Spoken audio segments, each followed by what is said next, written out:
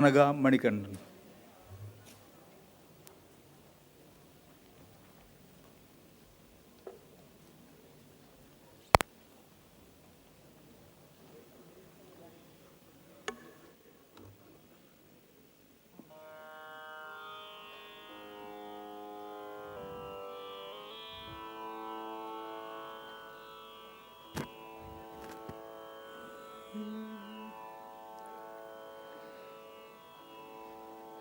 वरदे वीणावादिनी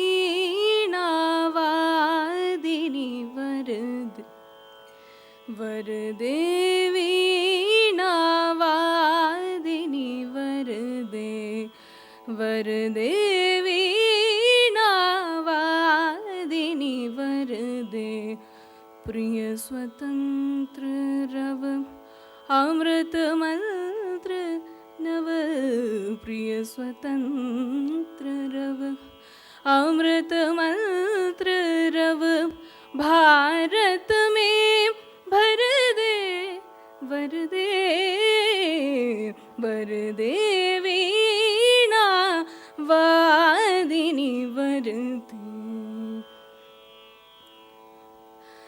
काट अंध उर के बंधन स्तर काट अंध उर के बंधन स्तर महाजननी ज्योतिर्मय निर्जर काट अंध उर के बंधन स्तर महाजननी ज्योतिर्मय निर्जर कलुष भेद तम हर प्रकाश पर कलुष भेद तम हर प्रकाश भर जगमग जग कर दे वरदे वरदे वीणावादिनी वरदे वरदे वीणावादिनी वरदे नवगति नवलय ताल छंद नव नवल कंठ नव जलद मंत्र रव नवगति नवलय ताल छंद नव नवल कंठ नव जलद मंत्र रव नव नभ के नव विहग वृंद को नव नभ के नव विहग वृंद को नव पर नव स्वर दे वरदे वरदे वीणावादिनी वरदे प्रिय स्वतंत्र रव अमृत मंत्र नव प्रिय स्वतंत्र रव अमृत मंत्र नव भारत में भर दे वरदे वरदे वीणा वादिनी वरदे वरदे वीणा वादिनी वरदे वरदे वीणा वादिनी वरदे.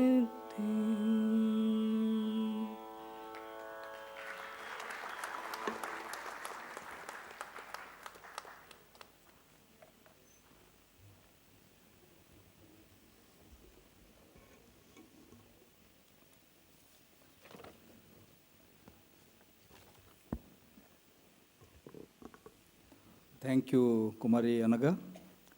Now I request President Sahitya Akademi, Professor Balchandra Nemadiji, Professor Chandrasekhar Kambarji, to welcome the chief guest of this evening, Professor Balchandra Nemadiji, with a bouquet and also shawl.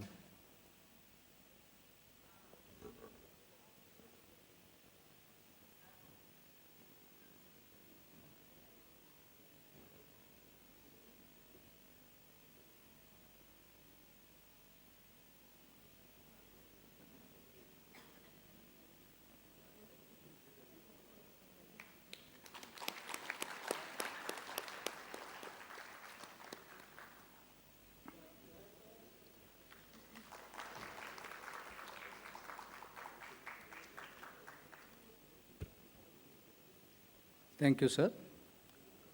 Respected Professor Balchandran Nemadeji, eminent Marathi writer and fellow Sahitya Akademi. Respected Professor Chandrasekhar Kambarji, President Sahitya Akademi. Sri Madhav Kaushikji, Vice President Sahitya Akademi. All the award winners and their proud family members, Honorable General Council and Executive Board members of Sahitya Akademi, the writers and scholars who are assembled here, media personalities, my colleagues in the Academy, and honorable friends of Sahitya Akademi. I am glad to welcome for this awards presentation ceremony for Sahitya Akademi Award 2021. Before proceeding any further, I join the President, Vice President, and the General Council members of Sahitya Akademi in congratulating all the award winners in 24 languages. Friends, any of these awards conferred by Sahitya Akademi in 4 categories is no doubt the recognition of the hard work of each and every writer who won these awards. More than that, it is to honor the literary, linguistic, and cultural traditions which each award winner hails from. For each award winner is the continuation of the long and rich traditions in each language. Outwardly, writing a book may look like an individualistic pursuit and effort. If one cares to go little deeper, one would understand first the true nature of literature and also its social function and role. The function of literature, all literature, is to reflect reality at 2 levels, the physical or outward and the psychological or inner realities.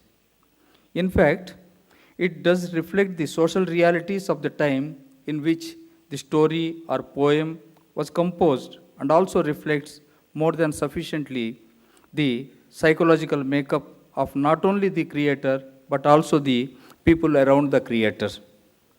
The sociological and anthropological understanding of literary creations is necessary to understand the role of literature in the society and also the kind of service that literary creators render to the communities and societies. In fact, compared to other human expressions, literary expressions are capable of transporting the readers to far-off cultures or lands even without the need to physically travel and bring home to millions knowledge about other traditions and regions. So, where does a writer or poet fit into all this? The creator of the work bridges various subcultures within a given literary or cultural tradition by highlighting the positive aspects or sometimes even pointing out the degradation of specific element in the tradition. Further, every single literary creation is a continuation of a long tradition and the writer, through his or her or their work, bridges the modernity and tradition. Very importantly, every single story or novel or poem or a play or criticism is an addition to the knowledge pool of that community. Each writer, writing in one's own language, contributes to the enrichment of all the societies in the world. So, every writer belongs to Vishwa Sahitya Parampara or world literary tradition, and each and every writer and poet should not be confined to some narrow area or of language or region or religion. In that sense, every writer is a global citizen. Only those societies which hold writers and scholars in high esteem can be truly progressive, as it is writers who bring knowledge from everywhere and are the real drivers of social change and social progress. Friends, Sahitya Akademi Award in all the 24 Indian languages recognized by the Academy is the recognition of this and a kind of salutation of the writers, past and present. Not only Sahitya Akademi Award, but all literary awards should be the same. I would like to take this opportunity to share very briefly the activities of Sahitya Akademi for those in the audience who are new to Sahitya Akademi. Sahitya Akademi, India's premier literary institution, promotes literature in the 24 Indian languages recognized by it. Apart from promoting literature in tribal and oral traditions of India, The Academy does it by conferring awards in 5 different categories, fellowships in 4 different categories, publishing about 500 literary books, organizing about 600 literary events, including seminars and symposia, organizing or participating in about 200 book fairs and exhibitions annually and in all the 24 languages. The Academy also issues travel grant to young writers, publishes the first original work of young authors under Navodaya scheme, organizes language conventions for the unrecognized languages, unwritten and tribal languages too, and organizes about 24 translation workshops every year. Friends, these are some of the activities of Sahitya Akademi, and we have been rendering literary service to India for the past 68 years without any interruption, and we are committed to render literary service for many more decades to come. Before I conclude, I want to share with all of you our achievement in the past year. In 2021, Academy organized 605 literary events. That means every 15 hours, Academy organized one program. Organized 25 literary programs under Azadi Ka Amrit Mahotsav and 21 literary programs under Ek Bharat Shresth Bharat scheme. Published 506 books in 24 languages, including reprints. That means every 17 hours we publish one book in spite of the pandemic in 2021.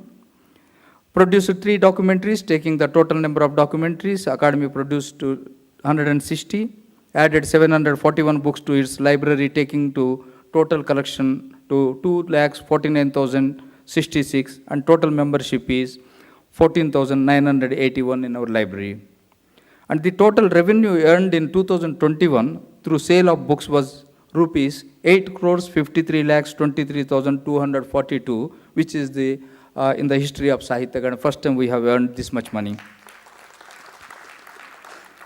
The Academy organized 54 book exhibitions and fairs in the period, and also we have announced fellowship to Sri Sirshandu Mukhopadhyay Bengali, Sri Ruskin Bond in English, Sri Vinod Kumar Shukla in Hindi, Professor M. Leelavati in Malayalam, Professor Balchandran Nemade Marathi, who is also happens to be our chief guest this evening, and Dr. Tejwant Singh Gill, Punjabi, and Jagadguru Swami Ramabhadracharya Sanskrit, and Professor Indira Parthasarathi in Tamil. These are some of the highlights of our activities in 2021. As I list out all this, I would like to put on record that this kind of growth and reach of Sahitya Akademi would not have been and is not possible without the help, support, and encouragement of writers community of India. I join all my colleagues, past and present, in saluting the writers of India, including those who are present in the dais today with us.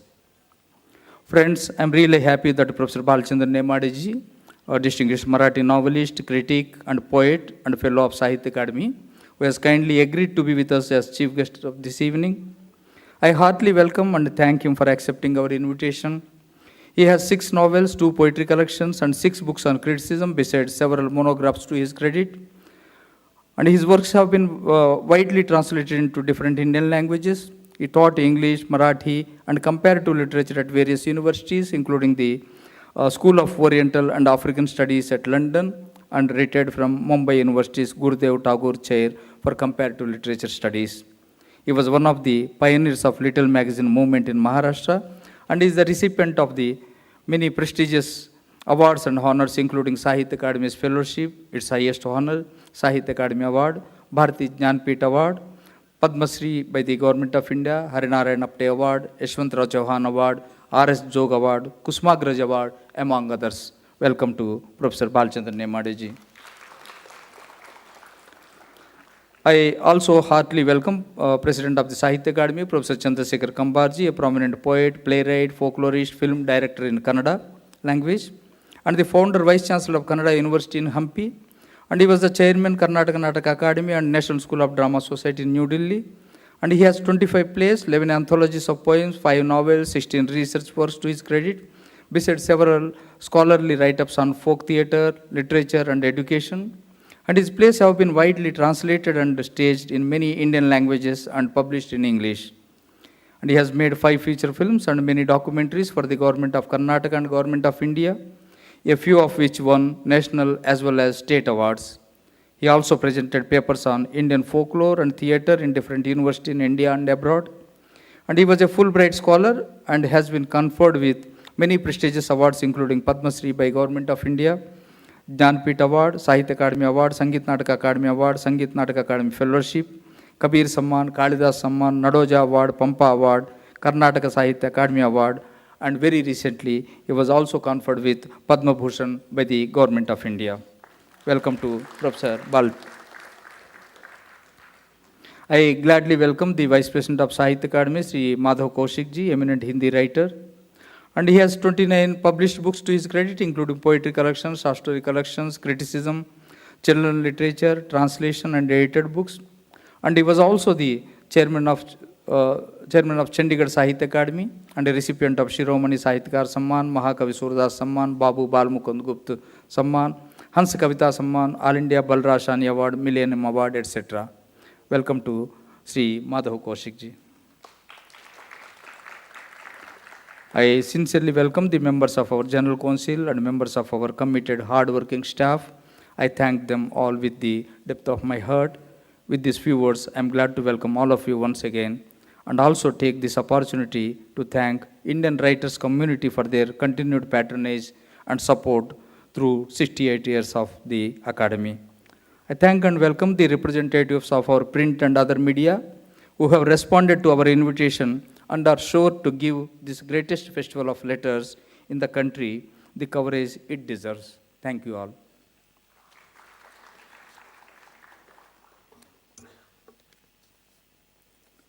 Now I request Professor Chandrasekhar Gambarji, President Sahitya Akademi, to address this august gathering.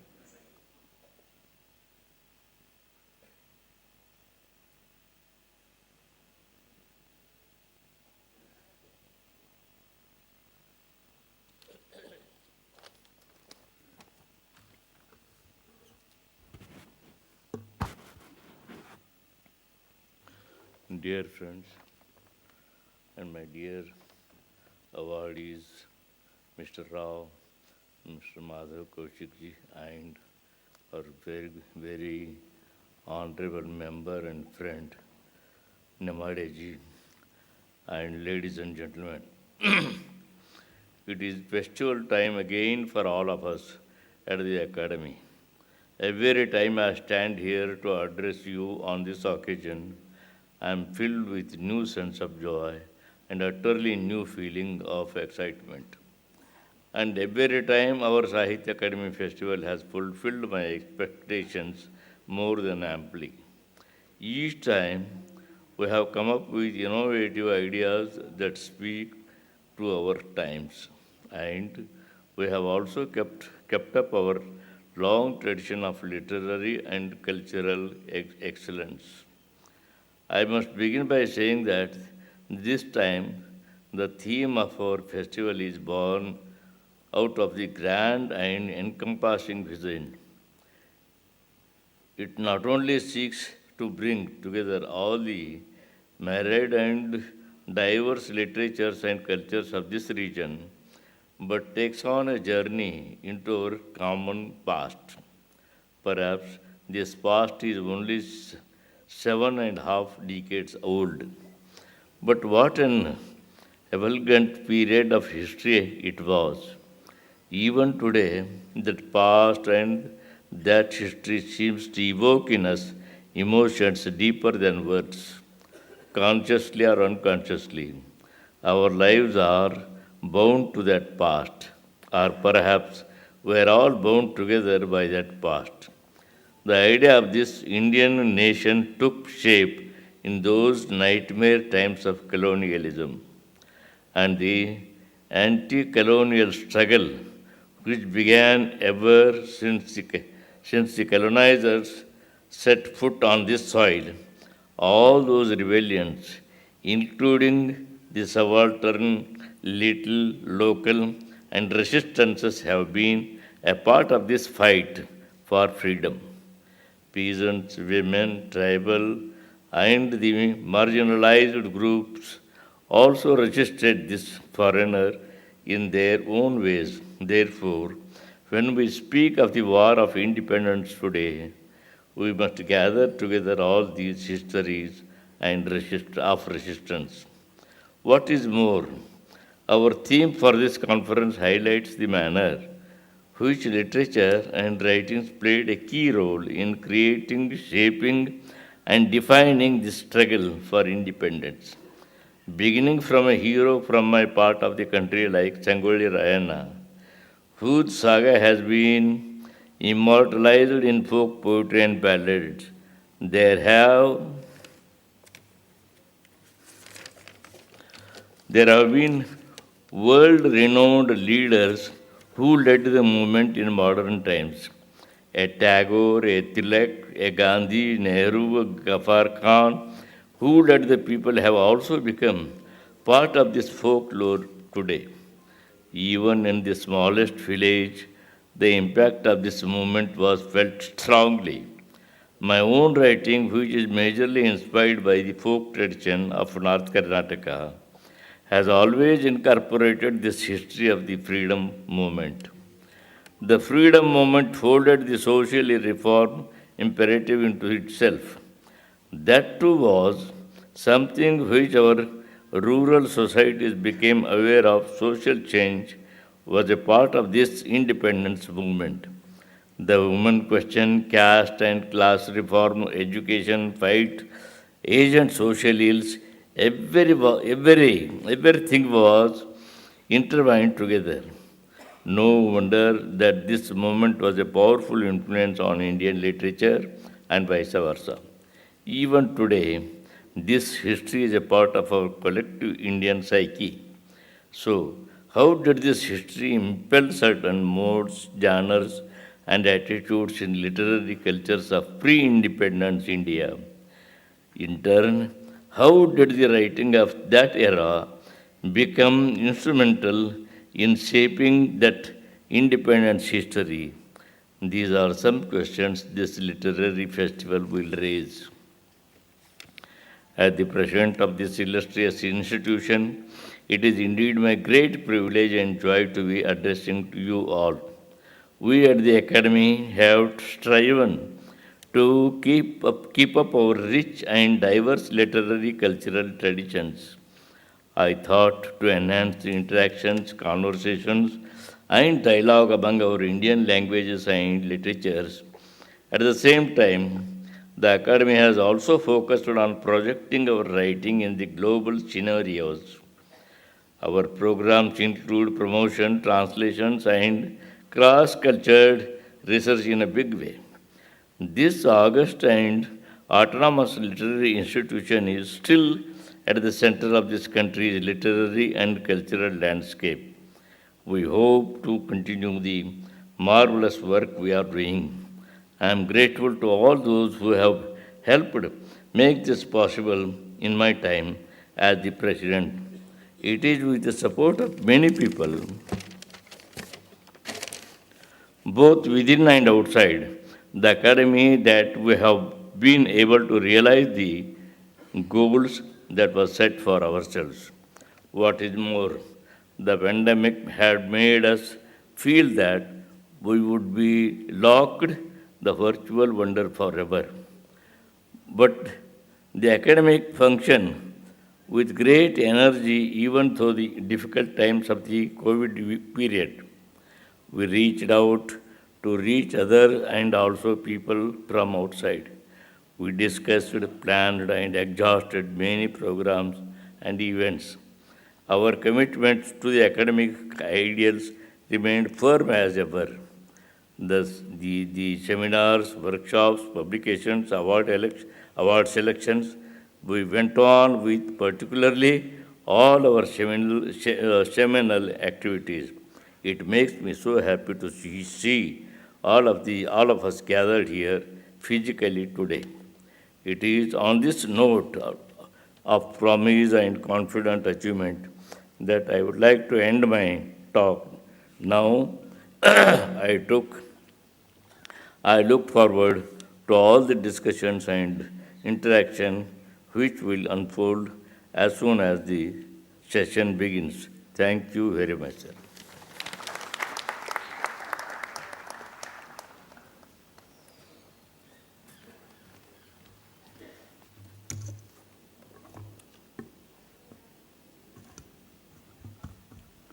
Thank you, sir.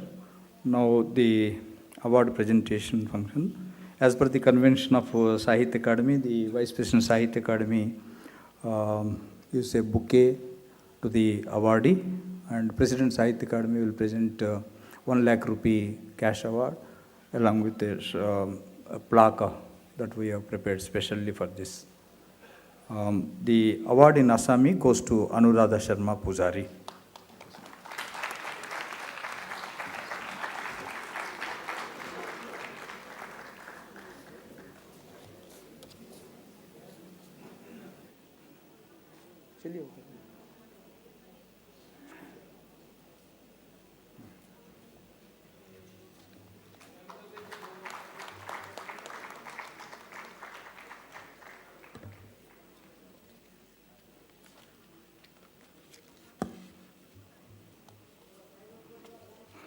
Radha Sharma Pujari is an eminent Assami novelist, journalist, essayist, and author of travel narratives.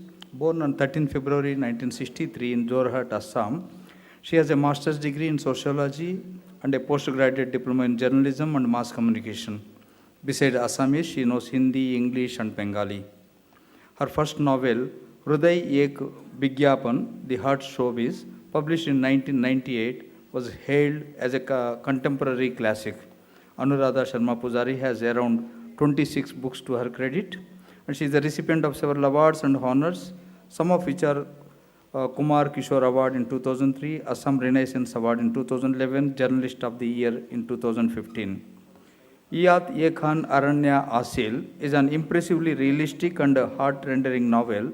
The writer, with her deep environmental concern, depicts the contemporary world where man is engaged in the mundane and carelessly neglecting as to how Mother Nature is getting destroyed.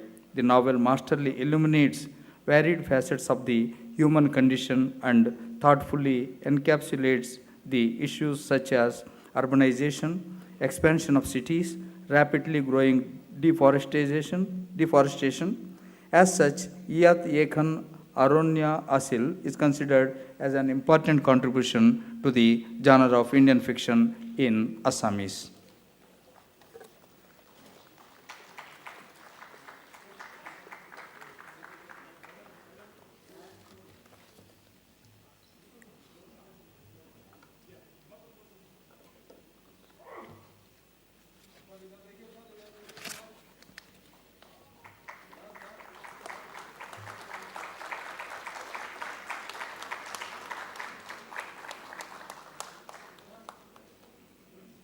Thank you.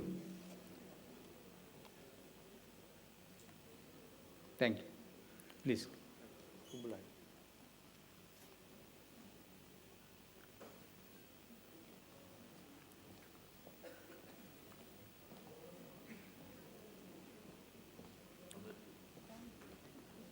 Award in Bengali goes to Bratya Basu.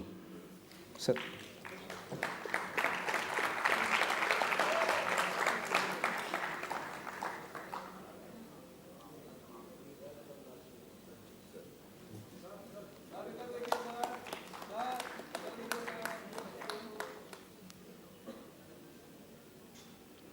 Bratya Basu is a distinguished Bengali writer, playwright, director, and theatre artist. He was born on 25th September 1969 in Kolkata.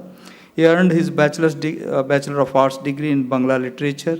At present, he is Minister of Social and Higher Education, Government of West Bengal.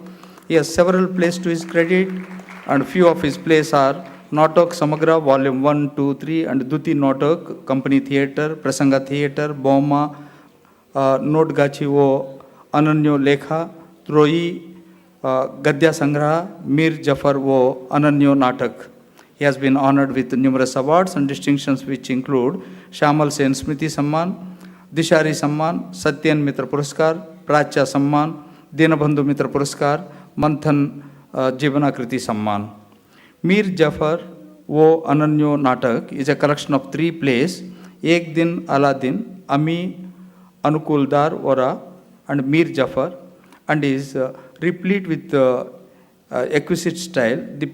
The first play, Ekadin Aladin, unfolds stringent criticism of the contemporary society. However, Mir Jafar is a recreation of history which has been brilliantly fictionalized that the readers may, in their turn, add their own points of view. On the other hand, Ami Anukul Dar Ora exhibits satirical worldview at its best. All the three plays establish the playwright's excellent craftsmanship, fertile imagination, and mastery over language, style, and stage ability. As such, Mir Jafar wo Ononyo Natak is considered as an important contribution to the genre of Indian plays in Bengali.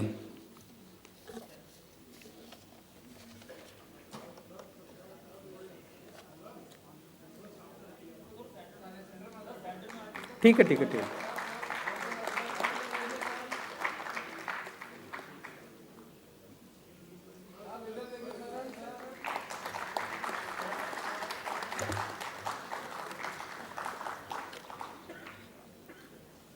Thank you.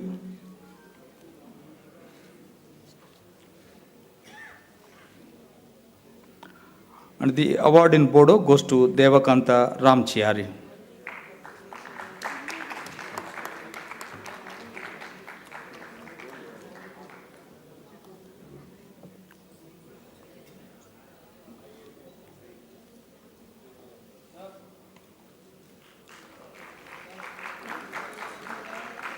Devakanta Ramchiari is a noted Bodo poet who writes under the pen name Modai Gahoe. He was born on 1st March 1963 in Baramchari, Bajai. Besides Bodo, he knows Hindi, Assamese, and English, and he has MBBS degree. He was elected to the Legislative Assembly from Udalguri. He has 9 publications to his credit. He is the recipient of several awards and honors, which include Someswar Brahma Literary Award. Koro Soyo Aro Himalai is a collection of poems comprising 106 poems which provide incisive and insightful commentary on contemporary Bodo society and culture. It explores into resonant themes relating to identity crisis and social change and unfailingly conveys a message of humanity. The poems are remarkable also for the striking use of similes, metaphors, and images, which together make the reading refreshing and enchanting. As such, Koro Sayo Aro Himalay is considered as an important contribution to the genre of Indian poetry in Bodo language.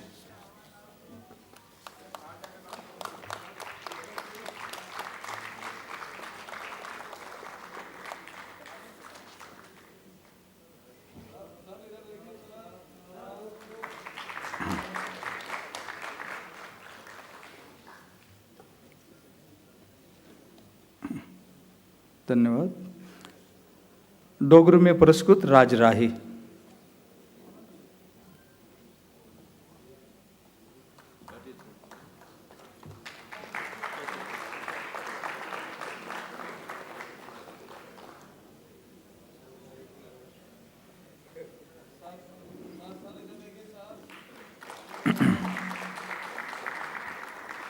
राज राही प्रख्यात डोगरी कथाकार तथा नाटककार है. आपका जन्म 7 फरवरी 1959 को जिला रियासी के ग्राम करियानी में हुआ. आपने 3 दशकों से अधिक समय तक वन विभाग में अपनी सेवाएं प्रदान की. आपके 5 कहानी संग्रह तथा 1 नाटक प्रकाशित है. आप द्वारा लिखित कहानी फैसला अपना अपना पर एक टेलीफिल्म बनाई गई तथा उसका 2007 में प्रसारण दूरदर्शन पर हुआ. आपको डोगरी भाषा अकादमी जम्मू, सर्व भाषा ट्रस्ट नई दिल्ली, समूह रंगमंच जम्मू आदि कई संगठनों द्वारा विभिन्न पुरस्कारों से सम्मानित किया जा चुका है.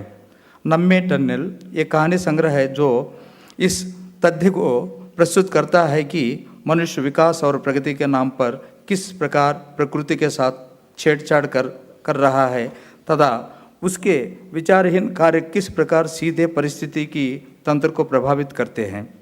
कहानियाँ आधुनिक व्यक्ति की मानसिक स्थिति को खूबसूरती से चित्रित करती है.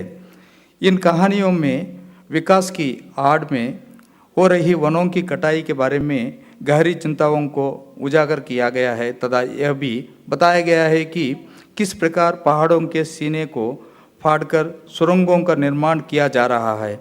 महत्वपूर्ण बात यह है कि गहरी संवेदनशीलता और चिंता के साथ लिखित इन कहानियों में पिछले 4 दशकों में भारत की सामाजिक, आर्थिक और राजनीतिक परिस्थितियों को भी स्पष्टता के साथ दर्शाया गया है। नम्मे टन्नल कृति डोगरी में लिखित भारतीय कथा साहित्य को महत्वपूर्ण योगदान मानी गई है।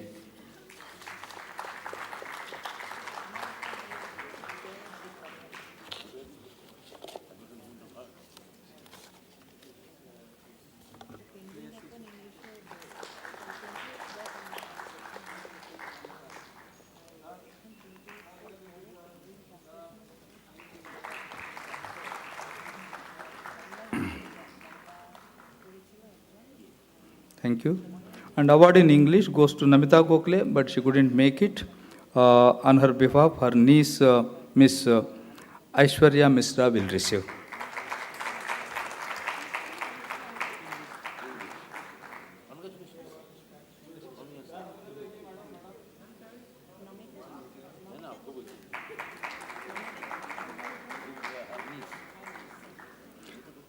Namita Gokhale is a distinguished English writer, editor, publisher, and festival director. She was born on 26 January 1956 in Lucknow. She graduated in English literature from Jesus and Mary College, Delhi University. She is the co-founder and co-director of India's one of the biggest literary events, that is Jaipur Literary Festival. Namita Gokhale has been honored with several prestigious awards and distinctions, which include Best Fiction, English Jury Award, and the Valley of International Literature Festival in 2017, 7th Yamin Hazarika Award in 2021, and Sushila Devi Literary Award in 2019. She has around 20 books to her credit, and some of her noted works include Gods, Grave and Grandmother, a Himalaya Love Story, Priya in Incredible India, Mountain Echoes, Reminiscence of Kumoni Women, The Book of Shiva, The Puffin Mahabharata. Things to Leave Behind is a magnificent novel set in the sacred landscape of the Kumon Hills, transformed by the evil forces of modernity, unleashed by the new century. The novel uniquely explores the themes of colonization and societal change, besides vividly describing the complex hierarchies of caste and community, and makes the reader listen to the call of human heart and never fails in advocating deep faith in human warmth. As such, Things to Leave Behind is considered as an important contribution to the genre of Indian fiction in English.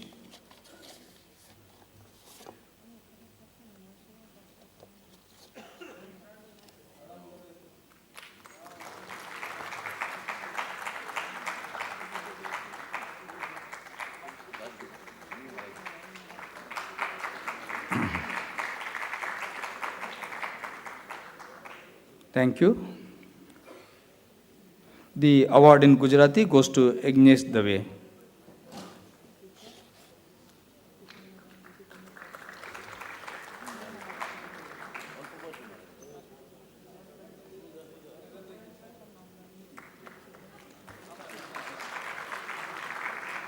Agnes Dave is a noted Gujarati poet and translator. He was born on 24th March 1954 in Rajkot, Gujarat. He obtained a master's degree in ecology and went on to earn a doctorate. He knows Hindi and English besides Gujarati. He has more than 20 publications to his credit, and he has been honored with several awards and distinctions such as Gujarati Sahitya Akademi Award, Gujarati Sahitya Parishad Award, Ghanshyam Das Sharaf Award, Kavya Mudra Award. Gandha Manjusha is a collection of highly intriguing poems and insightfully, rigorously explores into newer themes and intricate human relationships. Some of the poems throw new light on mythical characters featured in the Mahaprasthan episode in the Mahabharata. The poems masterfully dramatize the complex interplay of the past and the present through memorable and vivid images. The reader certainly finds in the poems the mundane raised to a higher metaphysical degree, which offers a rare experience of illumination of the inner being. As such, Gandha Manjusha is considered as an important contribution to the genre of Indian poetry in Gujarati.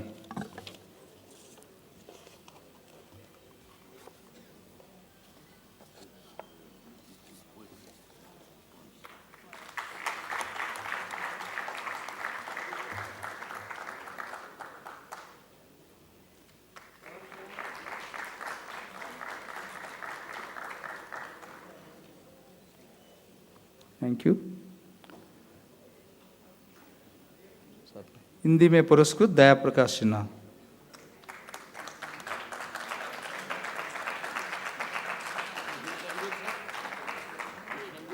Hindi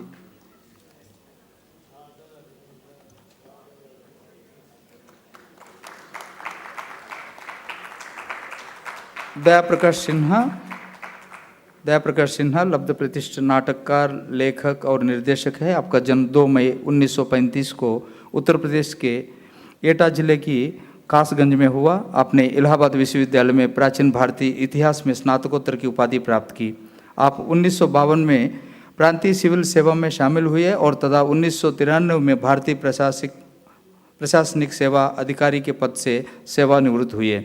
आपकी 8 प्रकाशित कृतियाँ हैं, जिनमें उल्लेखनीय है सादर आपका, दुश्मन, सीढ़ियाँ, सम्राट अशोक, हास्य एकांकी, इतिहास, मन के भावर, मेरे भाई मेरे दोस्त। आपको अनेक पुरस्कार और सम्मान प्राप्त हुए हैं, जिसमें कुछ प्रमुख है संगीत नाटक अकादमी पुरस्कार, लोहिया साहित्य सम्मान, सरदार वल्लभ भाई पटेल पुरस्कार आदि। आपको भारत सरकार द्वारा पद्मश्री से भी सम्मानित किया गया है। सम्राट अशोक दया प्रकाश सिन्हाकृत उत्कृष्ट एवं शानदार नाटक है। यह नाटक समकालीनता, दर्शन, प्रकथनीय इतिहास तथा लोक अनुभवों का मिश्रण कुशलता से प्रस्तुत करता है तथा मंचन की दृष्टि से पूर्ण अनुकूल है। अपने कथानक, संरचना एवं भविष्य वचनीयता के संदर्भ में नाटक इतिहास और समकालीनता के उत्कृष्ट समझ तथा नाटककार की मानवीय विश्वदृष्टि को स्थापित करता है। सम्राट अशोक कृति हिंदी में लिखित भारतीय नाटक को महत्वपूर्ण योगदान मानी गई है।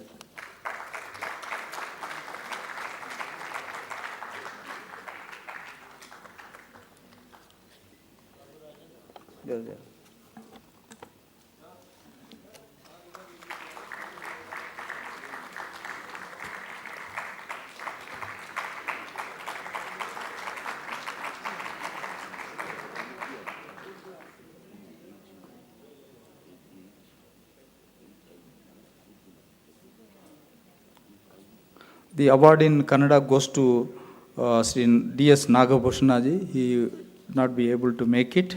And the award in Kashmiri goes to Wali Muhammad Asir Kishtwari.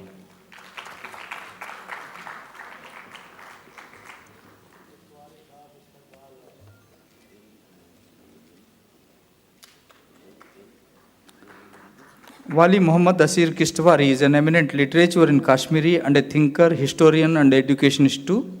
He was born on 2nd August 1954 at Berwar, Kishtwar, Jammu and Kashmir.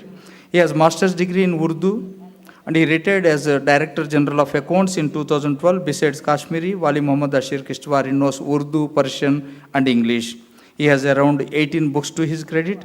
He is the recipient of several prestigious awards such as State Award in 2011, Best Book Award in 2007, Gandhi Peace Award in 1998, Rashtriya Gaurav Award in 2010, Khadim-e-Zuban-e-Urdu Award in 2011. Tawazun represents a remarkable literary research on and critical evaluation of Kashmiri literature. It focuses on significant writers of Jammu and Kashmir and provides honest assessments of literary and aesthetic issues and offers genuinely new perspectives on Kashmiri language. The book is based on formidable research and establishes itself as an ideal study of Kashmiri literature and language. As such, Tawazun is considered as an important contribution to the genre of Indian non-fiction in Kashmiri language.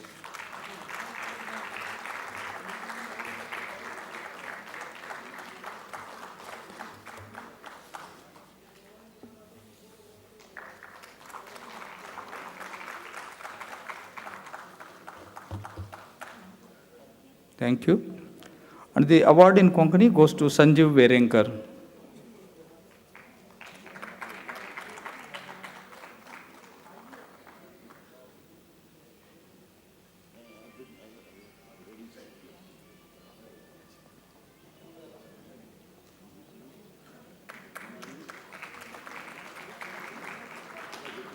Sanjeev Verenkar is a noted Konkani author, poet and journalist. He was born on 28 August 1959 at Savoy in Ponda, Goa.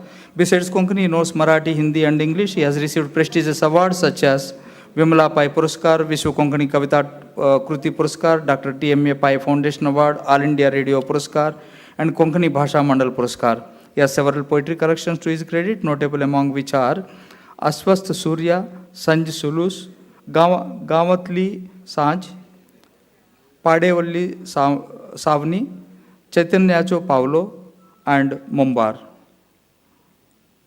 Rakta Chandan is a collection of poems. The poems are focused on the unrest simmering in society and bring vividly to life the agony and suffering of people. Rare spontaneity of expression lends uniqueness and enduring appeal to the poems. The poet masterfully voices against the hypocrisy prevailing in the contemporary society and firmly adheres to human values and social harmony. As such, Rakta Chandan is considered as an important contribution to the genre of Indian poetry in Konkani.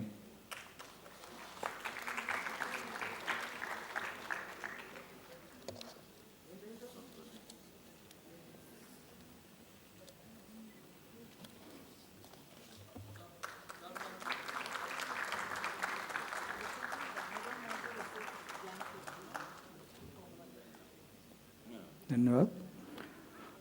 Maithili में पुरस्कृत जगदीश प्रसाद मंडल।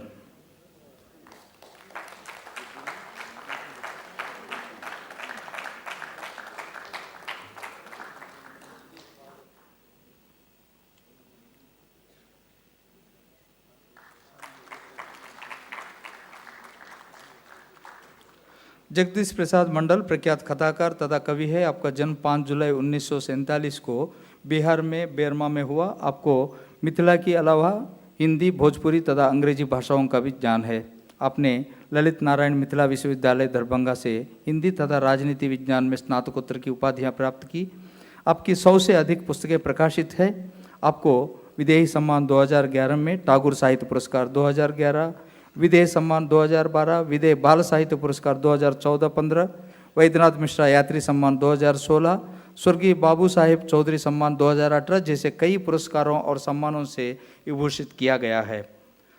पंगु उपन्यास मिथिलांचल के किसान परिवारों की 3 पीढ़ियों की एक असाधारण गाथा है तथा उनके संघर्षों का विशद विवरण प्रस्तुत करता है। यह कृति दर्शाती है कि किस प्रकार भीषण और अवांछित परिस्थितियों के कारण देश के किसान पंगु हो जाते हैं।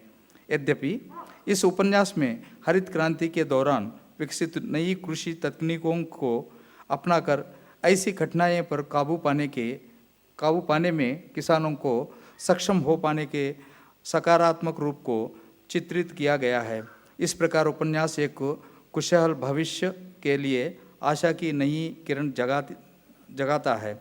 लेखक द्वारा प्रयुक्त तथा तकनीकी उल्लेखनीय रूप से आकर्षक है।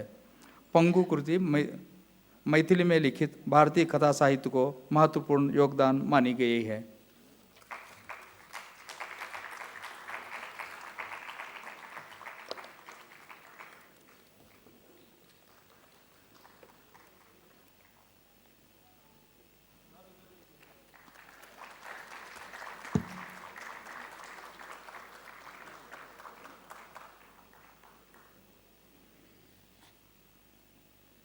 धन्यवाद।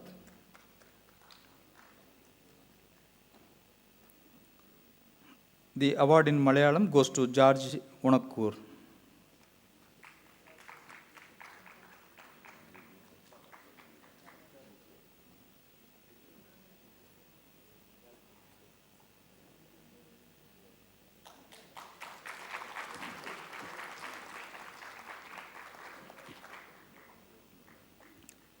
George Vonakkur is an eminent Malayalam writer and critic. He was born on 18 November 1941 in Movattupuzha, Kerala.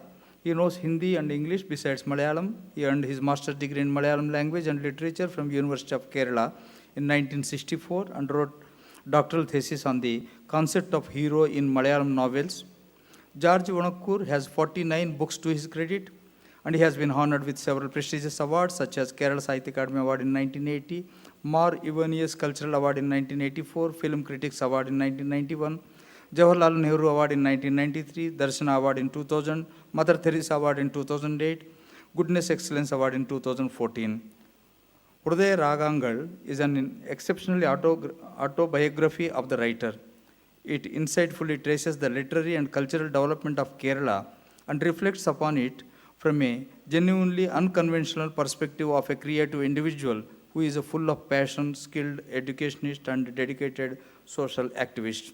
The most distinctive characteristic of Hrudayangal is the deep respect and affection it shows towards human warmth and motherhood. As such, Hrudayangal is considered as an important contribution to the genre of Indian autobiographies in Malayalam.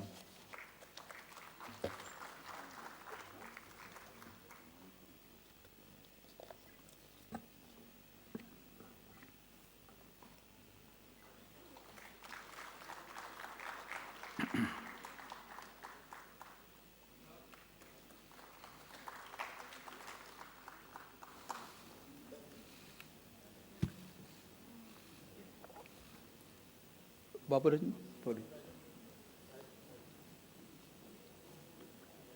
garland ले जाए.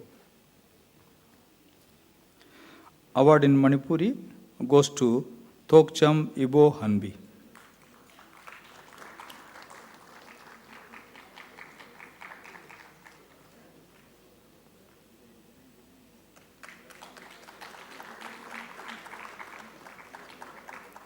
Thokchom Ibo Hanbi Singh is a renowned Manipuri critic, travel writer, and a translator.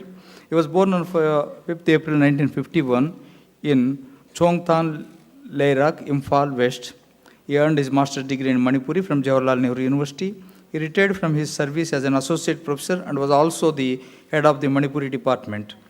He has several publications to his credit, such as Anganba Matangi Manipuri Sahityada Imagery, Banga, Bodugi, Leibakta, and makers of Indian literature, Madhav Ram Vahengba, and Manipurida Sahitya Punsi Variji Sahitya. He has won 2 prestigious awards, which include the Seram Mukta Award in 2005 and Manipuri State Kala Academy in 2017. Manipurida Sahitya Punsi Varigi Sahitya is a collection of exceptional and insightful write-ups. It offers vivid portraits of people of Manipur who have distinguished themselves in the fields of art, literature, and culture. These also provide insightful assessments of these personages and deepen the understanding of readers of the role they played in the cultural and social world of Manipur. As such, Manipurida Sahitya Punsi Variji Sahitya is considered as an important contribution to the genre of Indian non-fiction in Manipuri.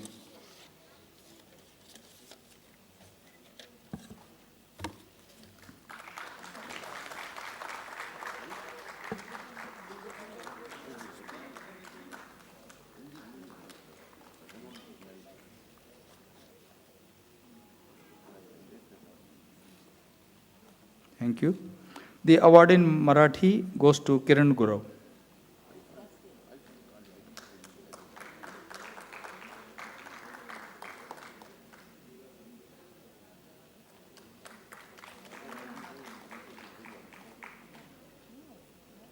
Kiran Gurav is a noted Marathi fiction writer and an academic. He was born on 31st October 1974 at Kapileshwar, Kolhapur, Maharashtra. He currently serves with Shivaji University, Kolhapur. Besides Marathi, he knows Hindi and English.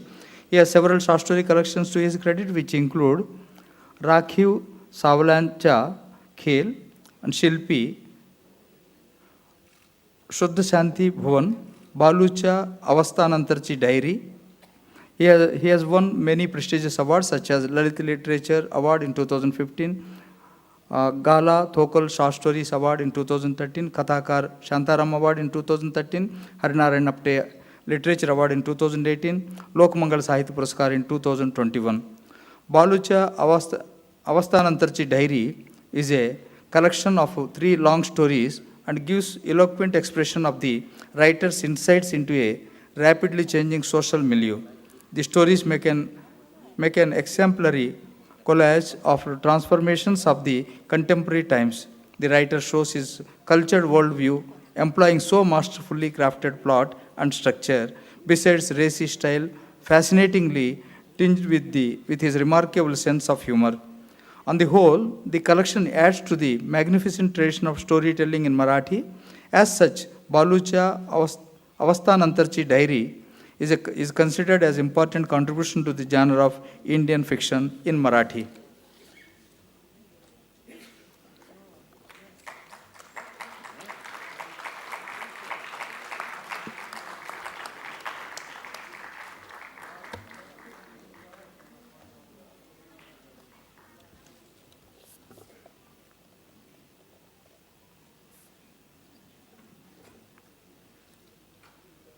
Thank you. The award in Nepali goes to Chebilal Upadhyaya.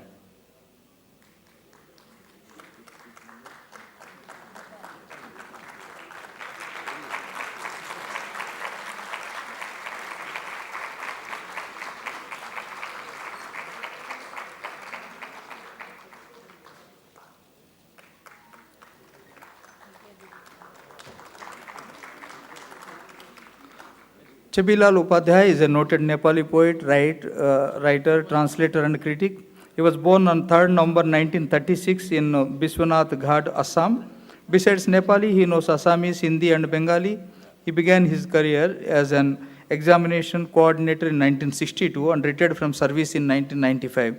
Chebilal Upadhyaya has around 30 books to his credit, and he has won several awards and honors, which include Sahitya Akademi Translation Prize in 1998, Kabi Pushpalal Upadhyaya Smriti Puraskar in 1998, Madan Smarak Samman Ebom Puraskar in 2011, Miteri Swagat Samman Kathmandu in 2010. Usha Aniruddha is an epic which is based on the fascinating love story depicted in the Bhagavad Purana, the Shiva Purana, and the Mahabharata. The poem establishes that if love and friendship are nurtured and preserved together, they overcome all complexities and conflicts. The poem is an affluent celebration of human values done with rare lyrical intensity. As such, Usha Aniruddha is considered as an important contribution to the genre of Indian epic in Nepali.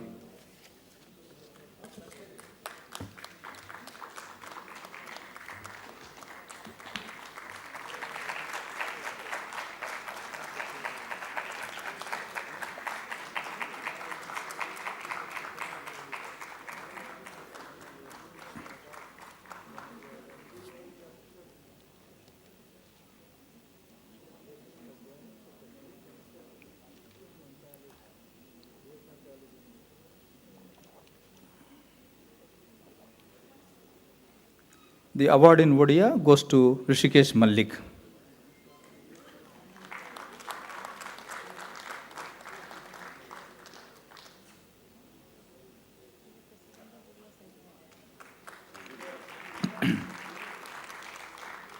Rishikesh Malik is a noted Odia poet, short story writer, and critic. He was born on 12th October 1954 in Banishia, Badrak, Odisha. He has earned his master's degree in Odia from Utkal University, Bhubaneswar, Odisha. And he has over 40 books to his credit, out of which 12 are poetry collection, 2 short story collections, and 10 offer widely acclaimed critical evaluation of Odia literature. At present, he is the president of Odisha Sahitya Akademi. He has won several prestigious awards and honors such as Jankar Bisubha Puraskar, Sachi Raut Rai Kavita Puraskar, Dharitri Poetry Award, Odisha Sahitya Akademi Award, Chinta Vo Chetana Samman. Sarijetiba Apera is a collection of poems that are chiseled out with a curatorial precision and are humbling reaction to the world we live in. Pulsating with rare vitality, the poems reveal that they are irreversible mix of the real, surreal, intellectual, sensual, and spiritual. As such, Sarijayatibha Apera is considered as an important contribution to the genre of Indian poetry in Odia.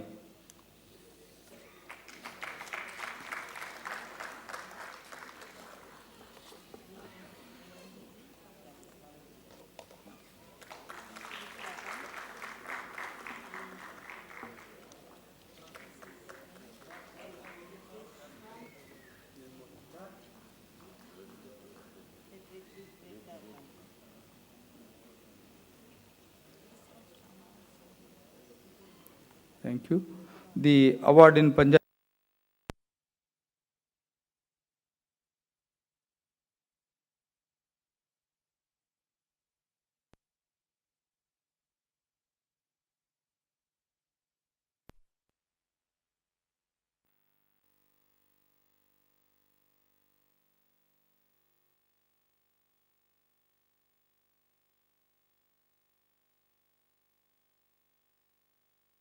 Kashmiri besides Punjabi.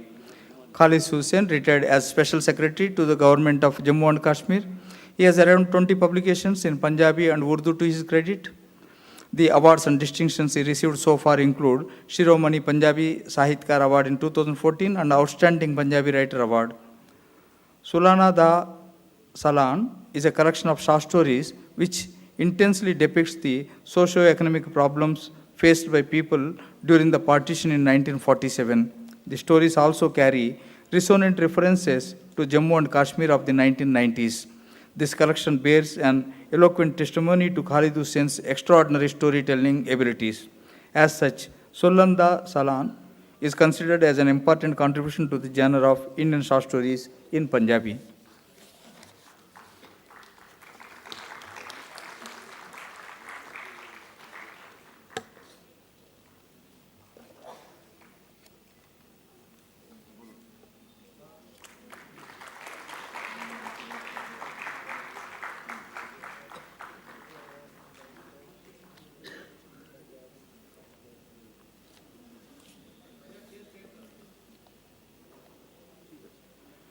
Rajasthani में पुरस्कृत मीठेश निर्मोही।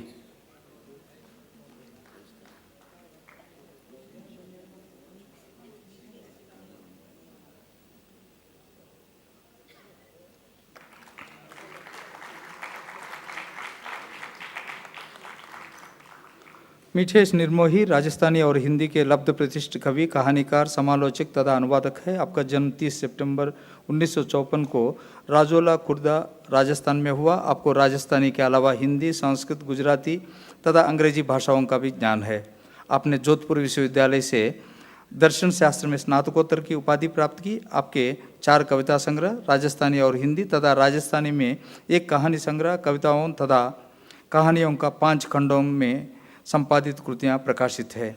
आपको महाकवि निराला पुरस्कार 1988, सुधींद्र कविता पुरस्कार 2007 और 8, मुरलीधर व्यास राजस्थानी कथा साहित्य पुरस्कार 2005, peace poet who change the world पुरस्कार 2021 जैसे कई लब्ध प्रतिष्ठित पुरस्कारों से सम्मानित किया गया है।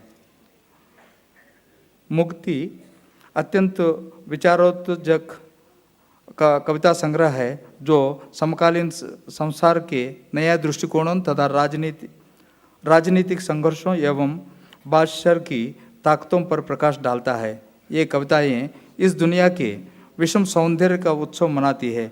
ये कविताएं हृदय स्पर्शी छवियों तथा प्रतीकों से समृद्ध है तथा एक अपरंपरागत शैली में भाषा का उत्सव मनाती है। मुक्ति कृति राजस्थानी में लिखित भारतीय काव्य में महत्वपूर्ण योगदान मानी गई है।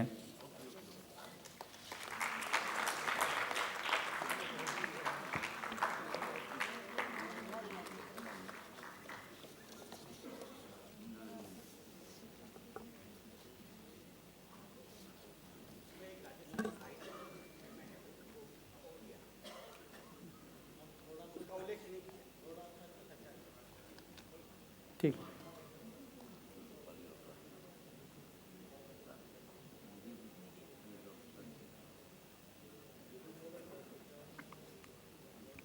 संस्कृत में पुरस्कृत विंध्येश्वरी प्रसाद मिश्रा विनय।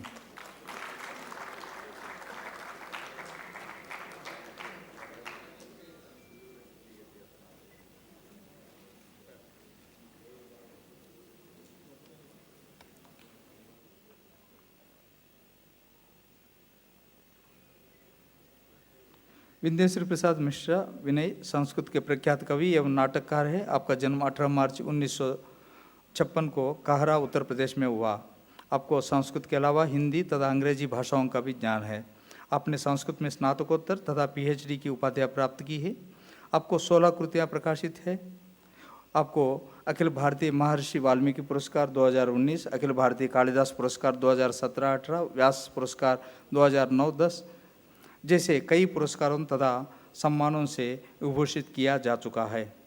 सृजति शंखानादम किला कविता स्व तथा अन्य का अनुसंधान करती है और उत्कृष्ट संवेदनशीलता एवं तीव्रता के साथ कवि की वास्तविकता के असंख्य पहलुओं को दर्शाती है। कवि की काव्य शैली निपुणता के साथ परंपरा और आधुनिकता का समन्वय करती है। आपने शास्त्रीय और समकालीन छंदों को सफलतापूर्वक मिश्रण प्रस्तुत किया है तथा स्वयं की दुनिया सृजित करने के अपने विशेषक विश्व दृष्टिकोण को भी प्रस्तुत किया है। सृजित शंकानादम किला कविता कृति संस्कृत में लिखित भारतीय काव्य को महत्वपूर्ण योगदान मानी गई है।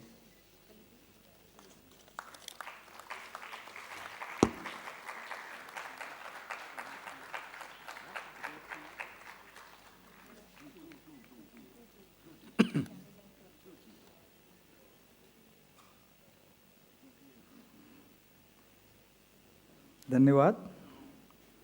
संताली में पुरस्कृत निरंजन हंसदा, उनकी तबीयत ठीक ना होने की वजह से उनके दामाद श्री सोम हेम्ब्रम जी उनको रिसीव करेंगे।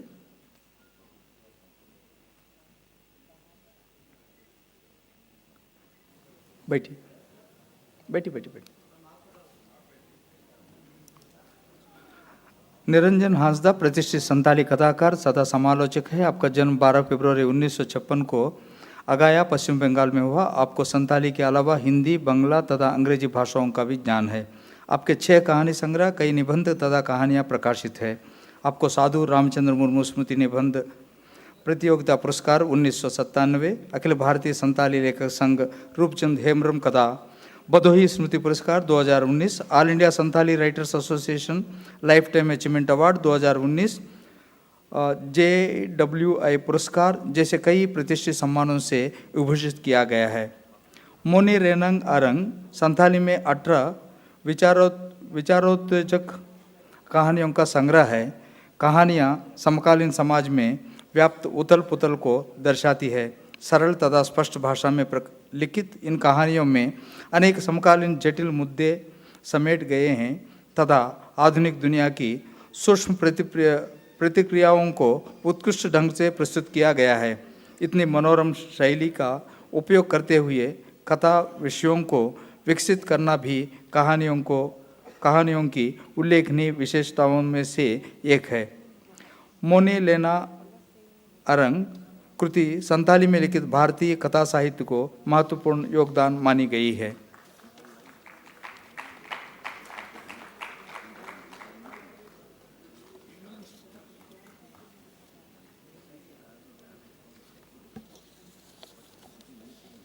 Thank you. The award in Sindhi goes to Arjun Chawla.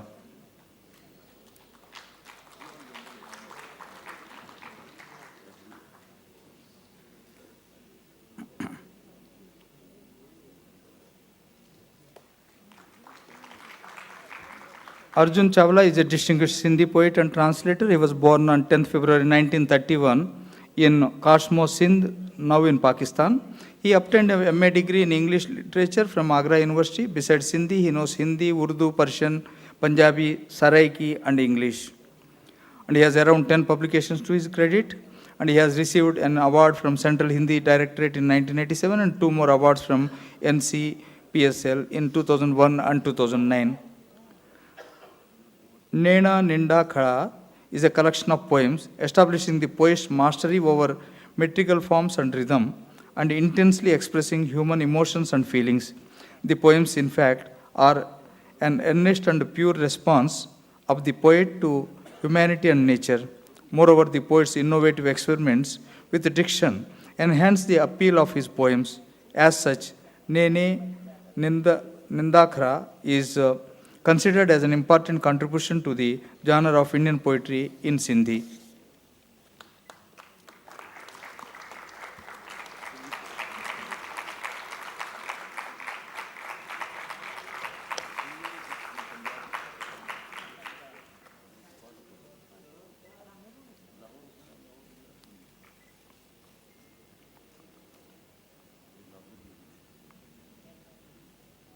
Thank you. The award in Tamil goes to Ambai.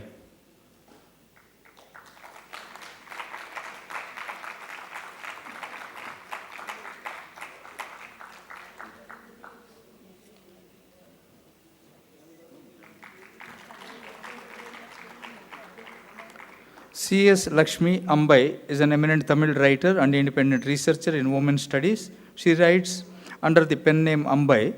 She was born on 17 November 1944 in Coimbatore, Tamil Nadu. Besides Tamil, Ambai knows Hindi and English. She holds a doctorate from Jawaharlal Nehru University. She has around 15 publications in English and Tamil to her credit. Sivappu Kaluttan Barupachai Paravai is a collection of short stories. The stories are woven around the middle class people and ably bring to the fore and suffering of Indian women. Traveling through pan-Indian culture, the writer, with remarkable and narrative technique, portrays the ills and woes of women. Shifting human relationships and the conflict underlying them are portrayed in these short stories on an expansive canvas. As such, Sivappu Kaluttan Varupachai Paravai is considered as an important contribution to the genre of Indian short stories in Tamil.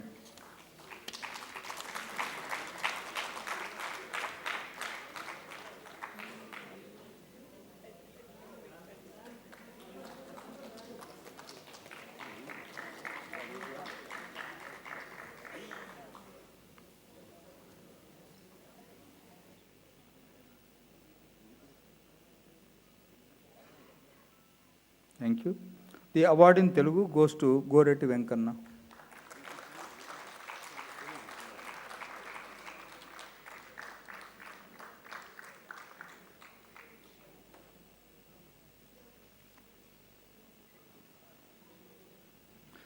Goreti Venkanna is an eminent Telugu poet, lyricist and singer. He was born on 4th April 1965 in Gauraram, Nagar Karnool, Telangana. In November 2020, he was nominated as a member Legislative Council, Telangana. He earned a master's degree in Telugu. He has composed lyrics and sung songs for several Telugu films. He has 5 poetry collections to his credit and is the recipient of Kala Ratna and Hamsa Award in 2006 and Kaloji Narayan Rao Award in 2016. Vallanki Thalam is a collection of poems which are remarkable for their lyrical intensity. The poems focus upon man's multi-layered relationship with his environment and are woven around themes such as nature, tribal life, and forest, which are expressed through unorthodox and striking metaphors and images. Celebrating human emotions, encapsulating the entire ecosystem, the poems usher the reader into a new and vibrant world of experience and represent lyrical poetry at its best. As such, Vallanki Thalam is considered as an important contribution to the genre of Indian poetry in Telugu language.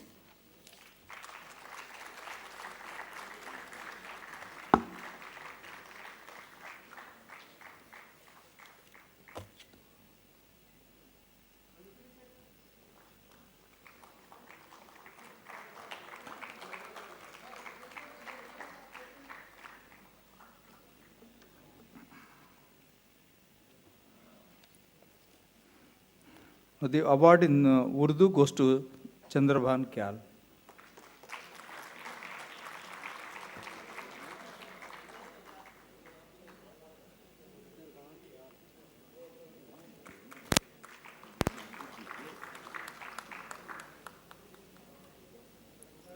Chandrabhan Kyal is a distinguished Urdu poet and editor. He was born on 3rd April 1946 at Babai, Madhya Pradesh. Besides Urdu, he knows Hindi, Sanskrit, Bundeli, and English. Kyal is a journalist by profession and at present is the chief editor of Hindi weekly Bhavya Bharat Times, New Delhi. He has around 15 publications to his credit.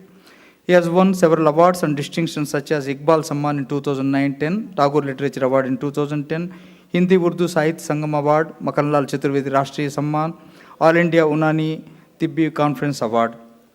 Taja Hawa Ki Tabishen is a collection of ghazals and poems which are masterfully crafted and beautifully written. Here the poet explores radically into newer themes and expresses profound faith in humanity.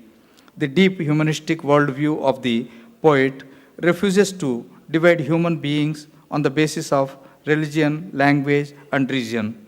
He believes that ultimately love, affection, and immaculate sense of belonging will prevail among human beings and will defeat forces promoting hatred and divisiveness.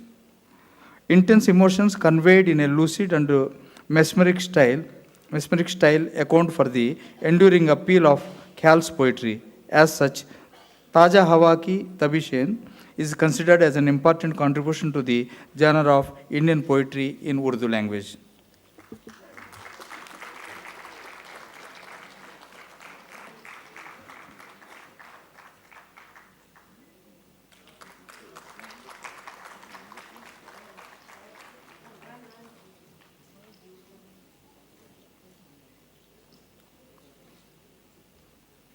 Dhanyavad. I, on behalf of President, Vice President, and the Chief Guest and the Honorable Literatures who are present here, I congratulate all the award winners in 24 languages. Now, I request the Chief Guest of this evening, Professor Balchandra Nemadeji, who is a distinguished Marathi writer, poet and critic, and also the Fellow of Sahitya Akademi, to address this august gathering.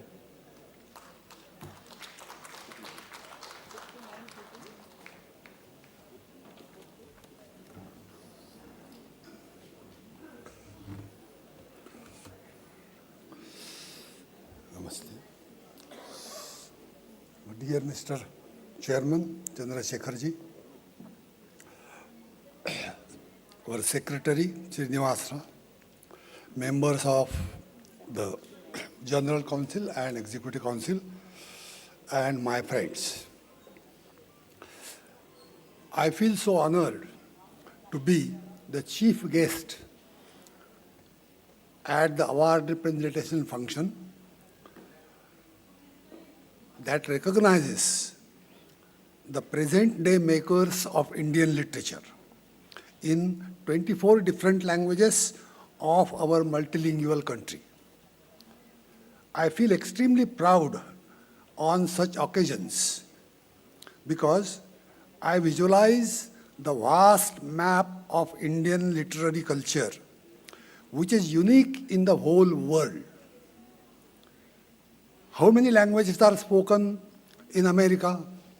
Out of 600, they have killed nearly 500. Only about 100 live now. We have retained all our 1,600 languages even today. We have not killed many. Be proud of this. In fact, when I had occasion, I wrote to the UNESCO that this should be, the diversity index of a country should be treated as a landmark in the whole world, and India should be the first in the ranking of diversity index, which is not done so far. Now, the matter to be proud of here is that not we have 24 makers of India's writing, but we have retained so many, and we wait for many other makers of Indian literature to come up. So far we have recognized only 24. We hope to recognize many others. How to do that is a problem we will consider. Before we brood over this issue, let me first congratulate the 24 award winners who won today this rare recognition. The recognition from the Sahitya Akademi, which is indeed very rare. One of our very few institutions that maintain the age-old Indianness of plurality, of diversity.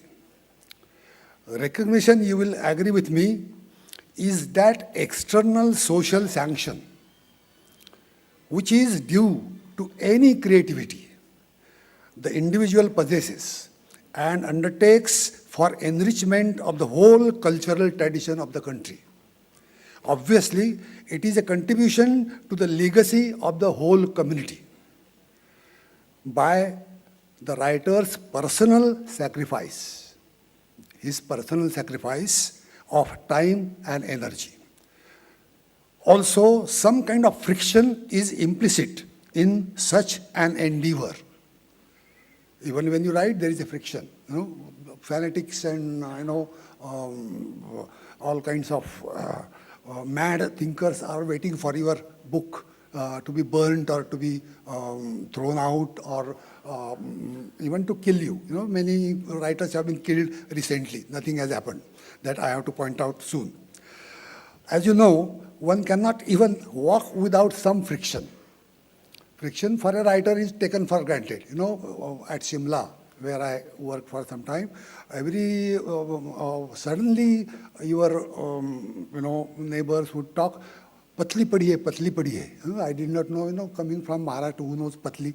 Patli is, the snow which is suddenly at night time, is covered, that covers the road and you can't walk. So if there is patli, you can't walk. In fact, why should you wait for the patli to go? It is because we need friction to walk. And so we need friction to write also. And it is, I think, a more risky kind of friction that a writer has to do. And I therefore share the friction that our 24 writers today and many other Indian writers have to go every time they write. However, the vision of life the writer attempts is always living with generations to come. This generation may kill you. This generation may, torture you. But the coming generations will always be with you. They will love you. That is why all the people who have been murdered in the country, from Tukaram onwards, they are with the people now. Only that generation had killed Tukaram. That is another matter, but we will have to just refer to that here. Now, what I want to say that it is always prestigious to be a writer because of these future generations waiting for you, not for the present recognition. And therefore, recognition has very deeper meaning also. That we have to keep in mind, especially the winners of the award today will have to keep in mind. That was rather a dark side I talked about of recognition. Now let me also talk to you how our consciousness of being Indian, all of us, have the consciousness of being. I don't consider India as a political elite. For me, India is a different thing. I will discuss it soon. The consciousness of being Indian, the common worldview of the Indian mega system. This also I would like to say that you visit Afghanistan, Kabul, you will find Marathas there, you will find the Mahanubhav Sheikh Jai Krishni Pant there, and they are very happy there. They are happier in Kabul than they are in Maharashtra. This is the trouble with our present situation. So this is the mega system which works, and it is not cut down by political borders. That is what I have to point out now, and our writers will have to particularly keep in mind. This is kept alive by our writers across the political borders. I'll give a few examples. There will be hundreds, but I'll see Muhammad Iqbal. The greatest anthem of India is written by Muhammad Iqbal. Nothing to do with political borders. Faiz, who said, "This is not the dawn I was dreaming about." Freedom is not the kind of thing he wanted that time. Also, people like Ghalib, the Sufi and Bhakti poets, they were all what you call protesting writers. Kabir and Tukaram and innumerable great writers from the entire subcontinent. The whole subcontinent is India for me. Assert this common Indianness, which our politicians and fanatics want us to forget every now and then. And particularly it is increasing gradually. Even in the minor states you find this fanaticism increasing. Indianness is always put to question. But writers will have to keep alive this Indianness. That's what I wanted to stress. We are Indian writers and we need to assert our Deshi perception. Deshi has become now an English word, as you know. It is found in the Oxford Dictionary only last month. This Deshi perception characterized by our continual homogeneity is never broken. The homogeneity you find right from Rigveda. In Rigveda you find the, borderland Iranian folk songs and also the Gangetic folk song and all kinds of things right from their time. You also find the Mohenjo-daro relics where you find the Panchatantra tales. S.R. Rao has discovered a particular disco where the dog, the fox,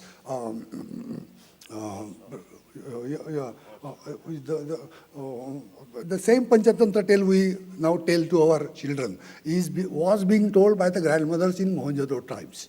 That is been discovered. This is what we call the Indianness, which has been continuously preserved by us. And our continuous homogeneity as against Rashtra. This is a new concept the colonials have introduced with us. We did not know what is Rashtra. Rashtra is a negative concept, and we have to, particularly the writers have to condemn it. Because Desha is a better concept because you are rooted in the land to which you belong, you eat there, you live, and as you know, Sabhai Bhumi Gopal ki. There isn't anything like Rashtra, but the colonials have taught us to do that. Not only that, they have divided the whole country into many Rashtras, and now you will find therefore wars, many world wars, killing people, violence, exploitation, all kinds of things due to this negative concept of Rashtra. So what I wanted to say is, nationalism, as all thinkers assert, is a cognitive error. A cognitive error is right from the beginning, you misunderstand it. And so all your premises go wrong afterwards. So this cognitive error that deliberately misunderstands our common heritage. In India, the gradually changing language spectrum, my grandfather, who traveled from a small village in Maharashtra to Banaras 200 years ago. And you will see he did not feel any difficulty with language.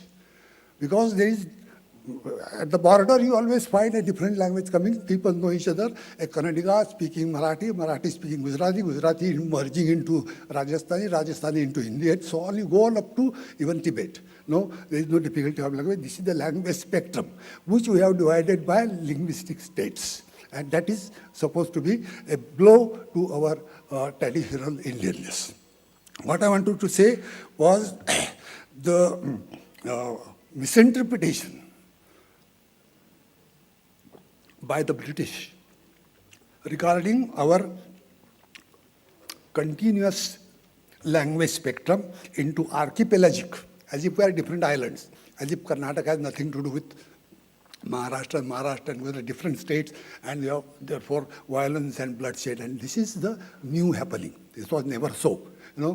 Chaitanya Mahaprabhu traveled up to Maharashtra and inspired all writers on the way. There was nothing like linguistic barrier in those days. The barrier has started now with Rashtra. Desha has no barrier of this kind. So that's why Deshiyata has to come. Now I will quote one French historian, a renowned one, Ernest Renan, who said, getting its history wrong is part of being a nation, If you want to be a nation, you have to misinterpret your history. No? You call this particular as Bharat, that as Pakistan, that as Nepal, which is misinterpretation of history. There is nothing like this Rashtra and that Rashtra. We have been living together and helping each other, contributing each other. Everywhere, Janata is the same. From this side of the border, that side of the border, they poor fellows, they work hard, they live happily, love each other, love grandmothers, grandsons, husband, wife, and there is nothing like border between deshas, because the desh continues, they continue story. So even Renan has said this, and the new generation of our writers in the subcontinent have to recreate our ancient deshness. That is why I would like to assert today. The European concept of Rashtriyata, nationalism, the root of world wars, violence, and hatred will have to be forgotten. When I translated a poem by a Nagaland poetess, Iralu, Stein Keri, a poetess from Nagaland, it is about the terrorist hurling a bomb at a crowded Kohima Bazaar. When I translated into Marathi, I found that the infrastructure is the same.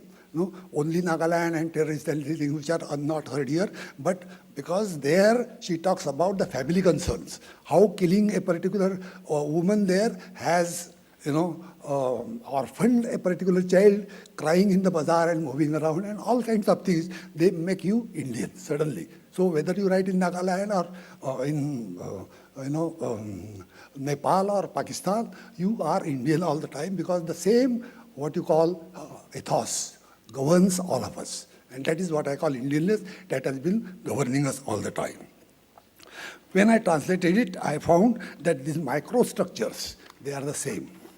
And the poem reflects the Indianness across the surface of identity marks, which we call linguistic states, and they are at logarithms. The sectarian variations like race, caste, religion, and so on. The Indian population from Kashmir to Kerala reveals a common genetic code. Even this is proved by the Harvard University MIT graduates, that there is a genomic variation from 39% to 71%, common in all Indians everywhere. From Kashmir to Tamil Nadu, we have common genomic structure. We don't have different genes at all. This is because of a constant intermarriage. Right from the beginning, you'll find Rig Veda, someone marrying the other, Hidimba marrying Bhima, and then all kinds of, hybridization that has been taking place, which is the great asset of our culture. And that's why our genomic structure, even now, is higher than even the Europeans. Even the Europeans do not have this kind of 39% to 71%. They have the variation, which is very little. That is even the scientists have proved, geneticists have proved. This is the 2002 blood survey of Indians. As Aizaz Ahmad says, Indianness is our patrimony. Indianness is our patrimony. It is not related to a particular land or particular people or particular political unit. We as writers should uphold this fact of racial oneness and highlight our multiracial ingredients, so aesthetically expressed in our literary sources, from Iranian to Tibeto-Burman, Austroasiatic, and even Portuguese and English works. Now, in Goa, you'll find the Portuguese semicolon, which is very common with the Indians. My own volume called Dekhni is, titled on account of the Portuguese Goan dance form Dekhni, which is supposed to be neither Indian nor, you could say, Portuguese. But it is Indian in the sense of this kind of huge spectrum of Indianness. We have been absorbing everything, and nothing is non-Indian for us. That is the great, achievement of our culture. And that achievement we don't have to forget in the coming days. The collective semicolon we language artists share is so emphatically felt in the age-old eminence of Indianness as a civilization of pluralism. This is the only civilization in the world of pluralism. We don't believe in singularities. We have many types of dresses, many types of foods, many types of religions, many types of castes. All this is pluralism. And that we have to take proudly as an asset and not as a negative asset, as the Karodias had taught us. You all know that basic environment and natural structure, the basic environment, that is the physical environment, they construct your nature. The inherited biomatter, which makes itself distinct from another group's biomatter. A man in Sahara is very different from a man, let us say, in Assam, because of the environment which changes his psychology all the time. And this has happened for millions of years. Therefore, the Indian subcontinent has a particular environment to share. Hence, the unique value of legacy or heritage in every human group. We love our heritage because we have been developing it ourselves, and it has been common with us, and we'll preserve it. A population group sharing the same geography and environment evolves itself its own distinct nature and style of creativity, acquires characteristics designated by their geographical and genetic isolation. Because every Kashmiri doesn't marry, let us say, every Tibetan. Every European doesn't marry every Indian. Therefore, we find that this genetic isolation is possible because of the geographical isolation. So the problem is living together for millions of years ensures psychological and common adaptations, and in turn cultural homogeneity between peoples, caused by geographical environmental causes. Of the four great literary traditions in the world, In comparative literature, we divide literary traditions which share certain aesthetic norms. They are European, Mediterranean, including African and Greek and Latin and so on. Then East Asian, which Chinese and Japanese, Indonesian, and fourth is ours, South Asian. Of these four traditions, you will agree with me, ours, that is the South Asian or Indian, is the oldest living literary culture. It is not just, a fanatic saying this, but it's based on facts. The oldest literary history we'll find only in South Asia. And also, this is the oldest living literary culture in the whole world by any objective standard. Because there is a continuity, Even now you'll find the same themes being repeated all the time in all the different languages. You can prove it by many research works. Friends, we inherit by birth a rich literary heritage, oral. Even this has to be included. Don't just go after printed books, because they have a history of hardly 200 years in India and 500 years in the whole world. But the oral history goes back to about 20,000 years. And last 20,000 years have been showing how continuously we have been developing the folklore. The folklore study shows how we have the common Indianness all over the subcontinent. And therefore, we'll see the oral, manuscript, and even code language. There are about 200 code languages used in India, even now. And print is obviously known to us last 200 years, such as the folklore continuously heard from Mohenjo-daro, Rigveda, Jain Agamas,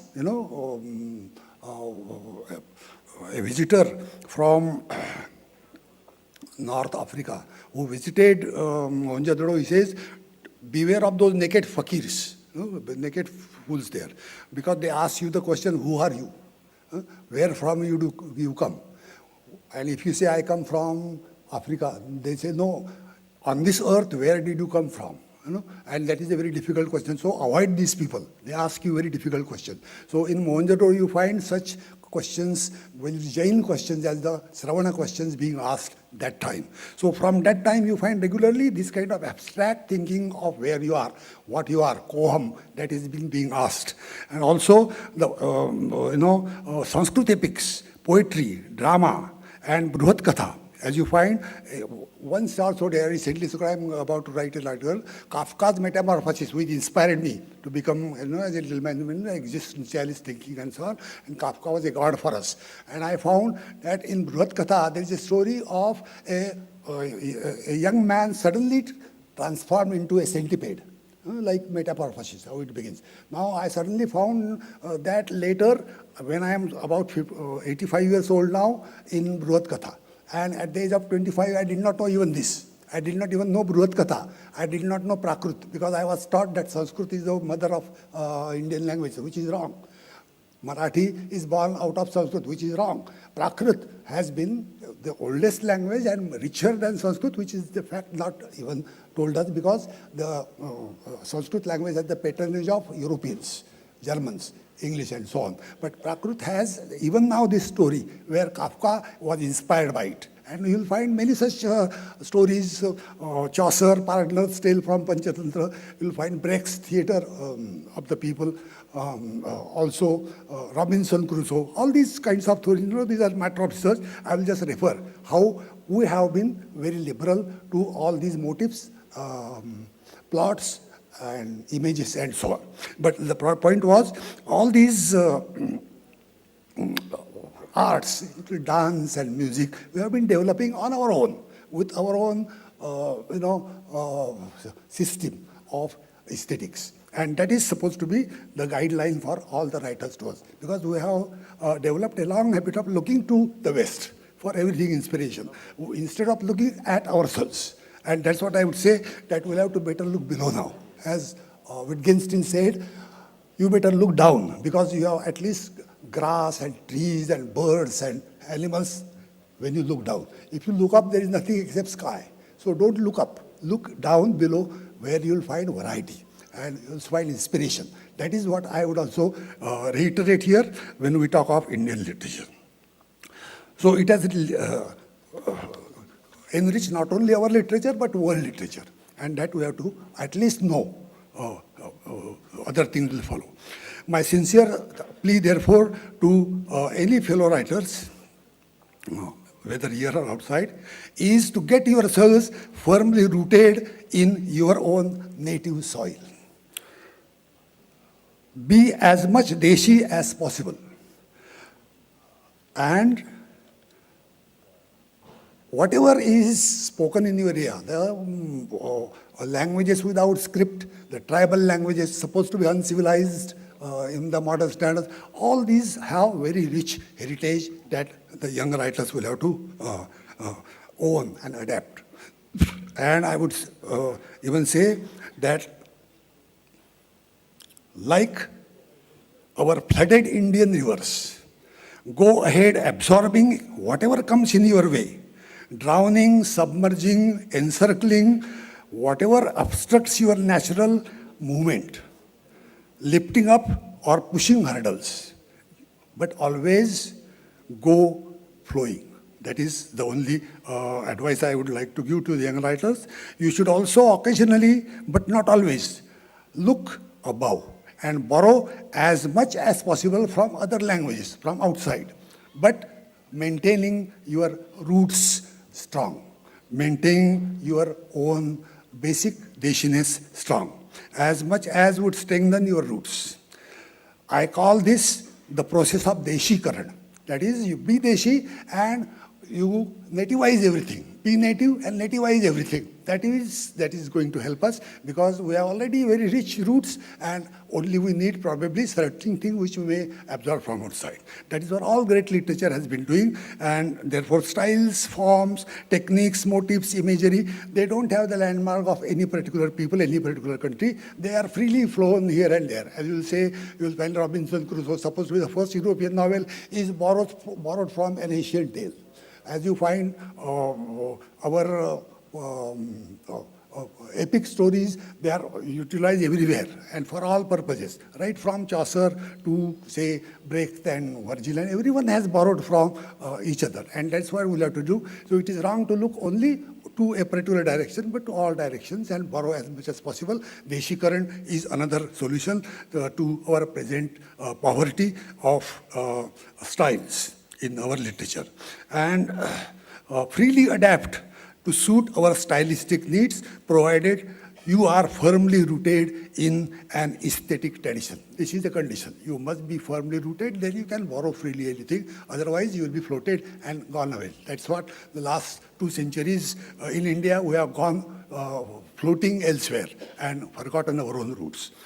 Friends, I have had great pleasure in speaking out whatever came to my mind. As the occasion demands, I gratefully acknowledge your patience in listening to my monologue. Thank you.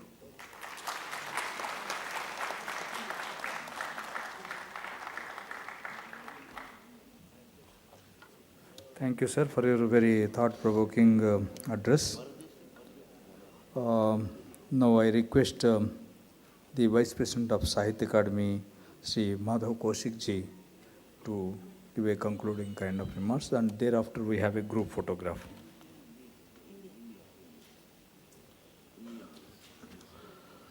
नमस्कार, आदरणीय भालचंद नेमाड़े जी, मुख्य अतिथि, professor Chandrashekhar Kambar जी, अध्यक्ष साहित्य अकादमी, राव साहब, सभी general council और EB के हमारे सदस्यगण, आज जितने पुरस्कार विजेता हैं वो और उनके परिवारजन, सभी साहित्यकार बंधुओं को हार्दिक बधाई, अभिवादन।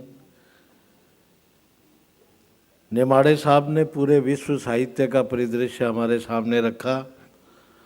बड़ी बौद्धिक प्रखरता के साथ उन्होंने एक एक चीज़ समझाने की कोशिश की। हम भी अक्सर सुनते हैं कि ये देश बड़ा विशाल है, विराट है, बहुत विविध है, भाषाएं, धर्म, जातियाँ, रहन सहन के अलग अलग तरीके, ये सब सुनते हैं। स्पष्ट है चीज़, साहित्य अकादमी का ये फंक्शन, ये उत्सव ऐसा है जब वो सारी चीज़ हम आपको सामने रखते हैं। इस सिरे से उस सिरे तक देखिए, छोटा सा भारत आपको नजर आएगा। तमाम भाषाएं, तमाम रहन सहन के तरीके, पूरी भारत की विविधता, पूरी भारत की समृद्ध चेतना, वो सब आज हमारे मंच पे है। ये अवसर वाकई दुर्लभ है हम सब के लिए, साहित्य अकादमी के लिए तो है ही है, उन सब पढ़ने लिखने वालों के लिए भी है, वो जो देश के अलग अलग कोनों में बैठ के पढ़ते हैं, अलग अलग कोनों में रहते हैं, साहित्य का सृजन करते हैं। नेमाड़े साहब बिल्कुल ठीक कह रहे थे कि पूरे यूरोप की कितनी भाषाएं हैं, 5-7 भाषाओं में बेचारे काम चलाते हैं। हमारे यहाँ 24 भाषाएं तो वो हैं जिनमें साहित्य का इतना विपुल सृजन होता है और हम हर साल उनको पुरस्कृत करते हैं। उन भाषाओं का तो जिक्र भी नहीं है, उन बोलियों का तो जिक्र भी नहीं है जिनकी लिपियां नहीं हैं। तो भारत की उस संवेदनशीलता की परिधि कितनी बड़ी होगी, अंदाज़ा लगाइए। भारत की सोच कितनी बड़ी होगी, भारत की उस भावनात्मक एकता का कितना बड़ा दायरा होगा, उसका अंदाजा पर लगाइए और पूरे दुनिया से उसकी तुलना कीजिए। ये हमारी समृद्धि है, ये चीज़ है जो दिखाई नहीं देती लेकिन हम सब अनुभव करते हैं और हर भारतीय को इस बात पे गर्व भी है। तो मित्रों, सबसे पहले तो इन सभी विद्वान लेखक, जब राव साहब इन सब के प्रशस्तियाँ पढ़ रहे थे तो आपने एक बात नोट की होगी, ये जितने तमाम लेखक आपके पीछे बैठे हैं, आप अंदाज़ा लगाइए कि उनके कितने पेशे, कितने प्रोफेशंस हैं। टीचर्स हैं, जर्नलिस्ट हैं, MBBS डॉक्टर्स हैं, बड़े प्रशासनिक अधिकारी हैं और लेजिस्लेटर्स भी हैं, मंत्री भी हैं। जिस देश का बौद्धिक वर्ग पूरी दुनिया के तमाम काम करते हुए रात को लेखनी करता है, उस समाज का कोई मुकाबला कर सकता है? उस समाज पे कोई संकट आ सकता है? ये वो शक्ति है जिसने हमें बचा के रखा है। और इकबाल साहब कहते थे कि कुछ बात है कि हस्ती मिटती नहीं हमारी। ये वो लोग हैं जो उस हस्ती को बनाए हुए रखे और आगे बढ़ा रहे हैं। दोस्तों, इस पावन अवसर पे इन सभी को तो मैं बधाई देता हूँ, अभिनंदन करता हूँ। इनकी पत्नियों और परिवार का भी अभिनंदन करता हूँ। कोई भी लेखक अपने परिवार और परिवेश के सहयोग के बगैर लेखक नहीं बन सकता। तो सबसे, और लेखक मैंने ये देखा कि वो पत्नियों का तो नाम ले लेते हैं, मित्रों का नाम नहीं लेते हैं। मैं उन्हें भी उस धन्यवाद की परिधि में शामिल करता हूँ जिन्होंने इनको प्रेरणा दी है। उन अदृश्य प्रेरणाओं का भी हम अभिनंदन करेंगे जिन्होंने साहित्यकारों को साहित्यकार बनाया है। तो मित्रों, कहने को बहुत कुछ है लेकिन समय की भी सीमा है। आज का दिन वाकई साहित्य अकादमी के लिए तो बड़ा दिन है, हर साहित्यकार के लिए भी है। हिंदुस्तान का साहित्यकार चाहे किसी ज़बान में लिखता हो, किसी भी जगह बैठा लिखता हो, उसकी केवल एक ही इच्छा है, उसे पैसे वैसे नहीं चाहिए, उसे सम्मान नहीं चाहिए, उसे तालियों की भी कोई ज़रूरत नहीं है, वो इन सब चीज़ों से ऊपर है। लेकिन मन में रात को जब वो सोता है तो एक इच्छा ज़रूर होती है कि मुझे साहित्य अकादमी का पुरस्कार ज़रूर मिलना चाहिए। ये सबकी इच्छा है। मैं कहता हूँ कि जो राज्य सरकारों की अकादमियाँ हैं वो 10-10, 15-15 लाख के इनाम देते हैं, लेकिन जब तक उन्हें ये हमारा छोटा सा इनाम नहीं मिलता, हम प्रतिष्ठा देते हैं, पैसा नहीं देते, और हमारी प्रतिष्ठा अमूल्य है। मैं आप सभी का हार्दिक अभिवादन, अभिनंदन करते हुए ईश्वर से प्रार्थना करता हूँ कि लोहो कलम और जियादा, लोहो कलम और जियादा। नमस्कार, जय हिंद।